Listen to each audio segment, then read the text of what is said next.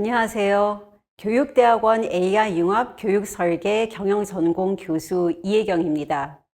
제 경험을 바탕으로 챗GPT를 활용하여 수업 준비, 진행, 평가에 도움이 될 수 있는 팁들을 알려드리겠습니다.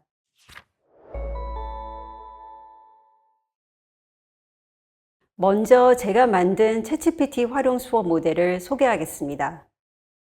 이 모델은 학생들이 과제 아웃풋을 개발할 때 생성형 AI를 현명하게 선택하고 활용하는 방법을 찾아가는 데 집중되어 있습니다. 수업 방법 중 문제 중심 수업에 가깝습니다. 생성형 AI의 기본 원리, 특성, 한계, 활용 방법 등에 대해 학생들이 이해할 필요가 있습니다. 학생들의 선수 지식 정도에 따라 이 부분은 생략 가능합니다. 생성형 AI 도구에는 챗GPT 외에도 클로드, 리튼 등 다양한 종류가 있습니다. 각각의 용도, 특징을 비교하여 각자의 과제에 맞는 것을 찾아보도록 권장합니다. 클로드는 챗GPT보다 좀 더 정확하고 긴 문서를 잘 분석, 요약한다는 평가가 있고, 리트는 한국어, 한국적 맥락에 맞는 답변 제시에 좀 더 유리하다는 평가를 받습니다. 생성형 AI마다 성향이 다르기 때문에 수업하기 전에 확인할 필요가 있습니다. 학생들이 주어진 과제를 위해 정보를 습득하거나 새로운 컨텐츠를 만드는 등의 작업에서 챗GPT를 활용할 때 프롬프트 입력 방법 등에 대해 알려줍니다. 보통 프롬프트에는 챗GPT가 취할 퍼스널리티, 역할, 컨텍스트, 대상자, 결과물, 예시 등을 포함하는 것을 권장하지만 과제의 성격에 따라 달라질 수 있습니다. 프롬프트 작성 원칙도 다양하게 존재하는데 보통 구체적 지시, 예를 들어 3개 문단 또는 300개 단어 내외, 명확한 단어, 예를 들어 밤이 나이트를 의미하는 것인지 체스넛을 의미하는 것인지를 구분하는 것, 맥락이나 예시 제공, 엑셀 양식에 저장하는 것도 권장합니다. 가능한 경우에 한해 챗GPT의 도움을 받아 제작한 결과물과 학생 스스로 만들어낸 결과물 내지는 스스로 생각해낸 아이디어와 비교해 보는 것입니다. 챗GPT에 의존하다 보면 자신이 만들어내고 싶은 결과물에 대해 깊이 생각하지 못하기 때문에 이 단계가 필요합니다.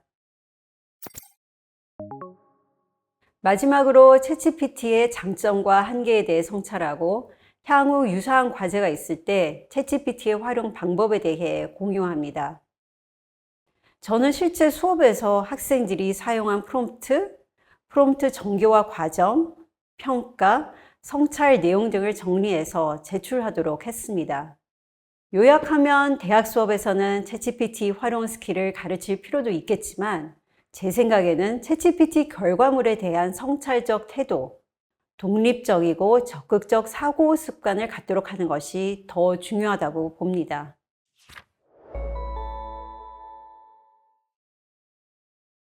교수자가 챗GPT를 다양하게 활용하는 방법에 대해 살펴보겠습니다. 저는 수업 설계, 강의 내용 구성, 토론, 평가 전반에 걸쳐 챗GPT를 활용해 보았는데요. 그 중에서 챗GPT의 도움을 받아 효과적인 결과를 이루는 방법을 중점적으로 설명드리겠습니다. 챗GPT는 특히 처음 개설하는 강의를 계획할 때 브레인스토밍 차원에서 활용할 수 있습니다.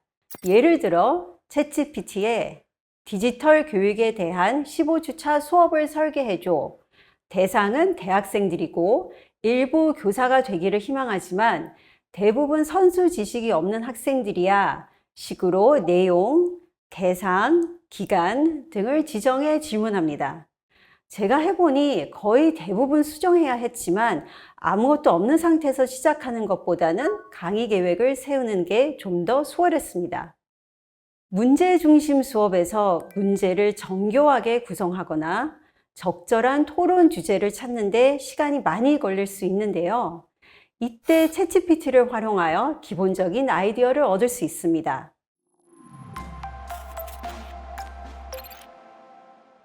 수업에서 또 중요한 것은 최신 연구들을 소개하는 것인데요. 최신 유료 버전의 챗GPT를 활용하더라도 정확히 어느 시점까지의 정보를 반영하는지 알 수 없다는 문제가 있기는 합니다. 그래도 챗GPT 외에 엘리시트, 컨센서스, 사이스페이스 등 생성형 AI 기능이 접목된 다양한 연구용 도구를 활용하면 주요 연구들을 효율적으로 검색하고 내용도 빨리 파악할 수 있습니다. 연구용 생성형 AI 툴들을 하나씩 탐색하며 장단점들을 비교하는 것도 추천드립니다. 챗GPT에게 수업 주제에 관한 질문들을 생성하라고 하면 생각하지 못한 다양한 시각의 질문들을 얻을 수 있습니다. 선수 지식이 부족한 학생들도 챗GPT로 질문을 생성하게 되면 주제에 대해 관심도 커지고 호기심도 많아질 수 있습니다. 또 어떤 이슈에 대해 예를 들면 학생은 찬성, 챗GPT는 반대의 입장을 취하도록 하여 토론을 할 수도 있습니다. 또 토론에서 나온 학생들의 의견을 챗GPT에 업로드하여 내용을 요약해달라고 하거나 평가해달라고도 할 수 있는데요. 예를 들어 정보 공유, 반론 제기, 해결책 협의 등의 요소에 대해서 파일 안에 표시해달라고 하고 빈도까지 알려달라고 하면 피드백을 주고 토론의 수준을 평가하기가 수월합니다. 학생들이 이해하기 어려워했던 내용을 챗GPT에게 쉽게 설명해달라고 하면 학생들의 시각에서 수업 내용을 이해하는 데 도움이 됩니다.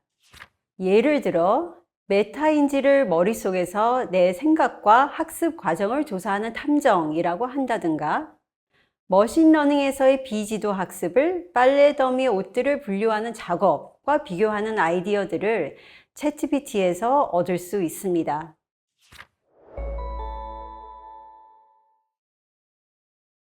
우선 생성형 AI의 활용이 허용되는 범위, 활용 내용 표시 방법 등에 대해 안내해야 합니다.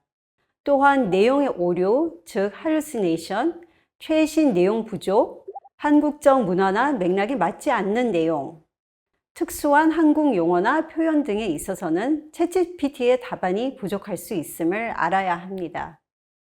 챗GPT 표절에 대한 페널티에 대해 학기 내내 강조할 필요도 있습니다. 제 수업에서는 이에 대해 무조건 0점 처리를 했는데요. 저는 AI 표절 탐지 도구인 Originality에서 제시한 기준을 참조했습니다.